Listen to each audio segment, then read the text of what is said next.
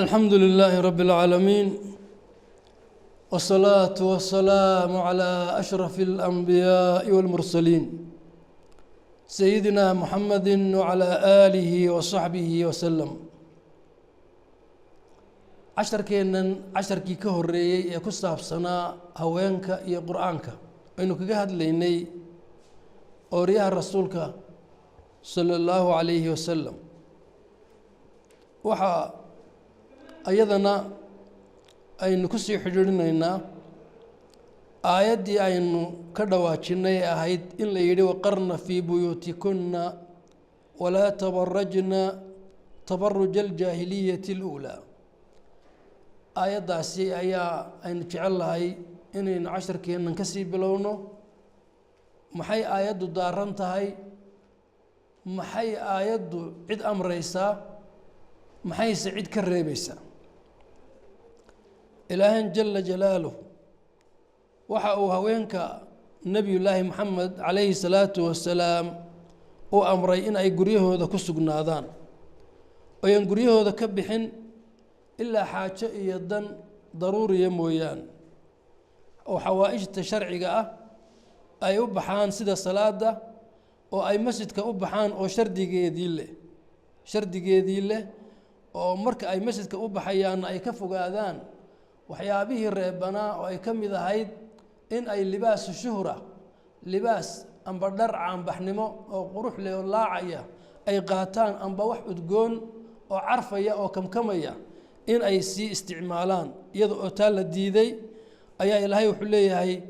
guryihiina ku ekaada hana samaynina wax la tabarruj waxa takashuf inaad isku kalifaysaan in aydun ismuujisaan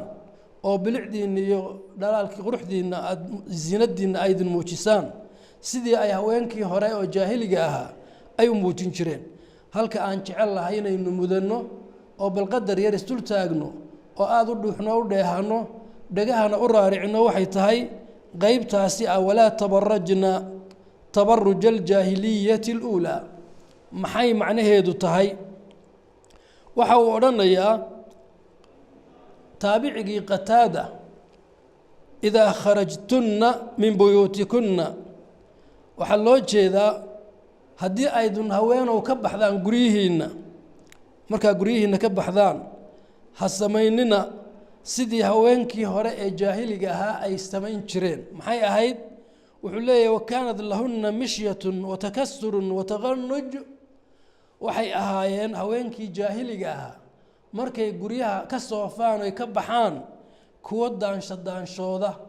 oo islula ambase isqaadqaada oo xagga socodka isjijabiye bay ahayd markaasaa ilaahay ka nahiyey oo waxa la leeyahay sidaasay dumarkii hore ee jaahiliga ahaa fali jireen sidaas oo kale ha yeelina muqaatil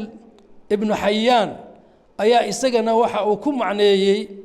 walaa tabarajna tabaruj aljaahiliyati aluulaa oo يعني سيد الدمر كي هراء يعني هيلنا أم بهاو بين بحنا محي أهان جرتي وحلية وتبرج أنها تلغي الخمار على رأسها وحي أهان جرتي وهوينك هراء إلا هيدارتي وأكوي جاهل يده وقبل الإسلام وحي أهان جرين إني هوين يدو مرض إذا هقوقتا أم بخمارك أي مدح صارتو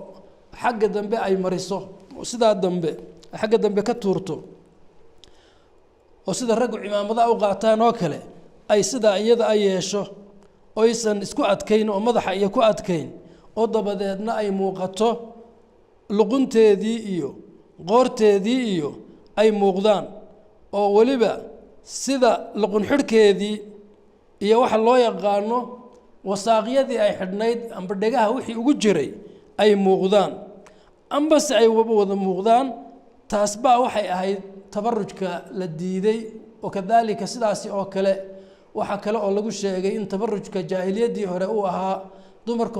صوفة وصوبحة وزحمدية ورقي سوق يدي اسكو زحمديان واسكو دحمو لاقمان تاسنا والله الشيء مركي سدان نقطه oo aynu bal hadda dhugano inaga suuqyadeenna iyo shawaaricdeenna amba aynu aayadda intaynu soo qaadanno maanta qayb dumarkeenna ka mid a aynu aayadda tan ku miisaanno waxaa runtii soo baxaya in qaar ka mida maanta dumarkeenna inta ilaahay u naxariistay mooyaane in qaar badani ay u muuqanayaan kuwa kan la nahiyey oo kale qaabkan la diiday in ay u muuqanayaan ayaa soo baxaya tabarrujkaasina waa wax la diiday oo ilaahay subxaanahu wa tacaala marnaba uusan ogolayn sida ninka qiirada leh ee mas-uulka ah ee reerka mas-uulka ka ah waa inuusan marnaba xaaskiisa iyo hablihiisa u ogolaan raallina uuna uga noqon maxaa yeelay haddii uu raalli uga noqdo arrimahadka noocaasa wuxuu noqonayaa oo ahaanayaa mid ku sifaysan dayuus dayuuskuna ilaahay ma eego maalinta qiyaamada oo il raxmadeed kuma eego mana dahiro jannadana ma uriyo iska daa inuu galo dayuuska sida lagu sheegay ayaa sidaas dayuuskuna muxuu yahay waa ninka xilihiisa iyo haweenkiisa intuu mas-uulka ka yahay xumaatida uga raali noqda oo aan arintaasi ka qabanin ayaa dayuus runtii lagu sheegay waana arin maanta aad u baahsan oo aad is odhanaysid dad badani maanta arintaa iyada ah way ku jiraan ilaahay subxaanahu wa tacaala wixii hufsan alla hadeeyo inta hanuunsanna allah inoo sii hadeeyo waxaa iyadana runtii aayaadka ka dambeeyey in la amray salaada iyo zakada iyo taacatullaahi wa taacati rasuul waxay taasi inoo tilmaamaysaa dumarka marka xijaabka la amray qaar baa waxay yidhahdaan xijaabku haweenka rasuulku gaar ku ahaa inuusan gaar ku ahayn waxaa ku tusaya dee waxyaabahan kale ee lala amrayba dumarka nebiga gaaru ma aha salaadu ma dumarka nebigay gaar u ahayd waa maya zakaduse mar rasuulka haweenkiisunbay gooni u ahayd taasina waa maya tan kale adeecitaanka alle iyo adeecitaanka rasuulku ma wax u khaasa bay ahaayeen ooriyaha rasuulka waa maya weeye bimacnaa waxa weeyaan iyagu dadkii foolaadka ahaa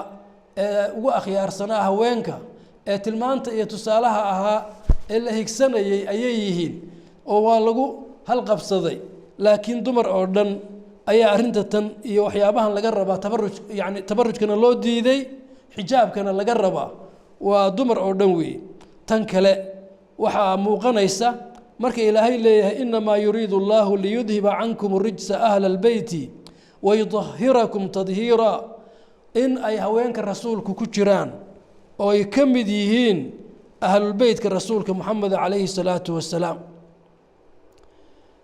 ahlulbeytka inay ku jiraan ayaa muuqanaysa waxaanay taasi lafjab iyo dhabarjab ku tahay shiicada raafidada ah oo ahlulbeytka ka saaraya ooriyaha rasuulka moxameda calayhi salaatu wasalaam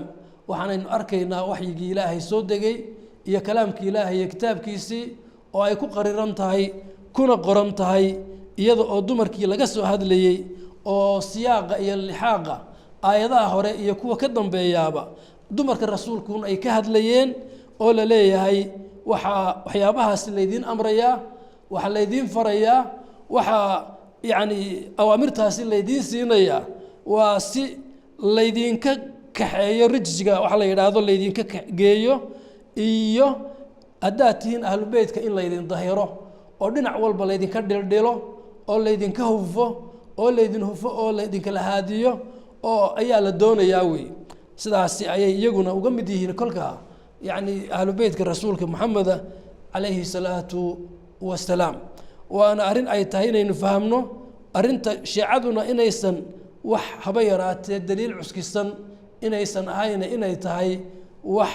hawo iyo ku dhisan iyo wax aysan waxba ka jirin wasala allahu calaa sayidina muxamedin wacalaa aalihi wasaxbihi wasalam halkaasi ayaynu kasii ambaqaadi doonaa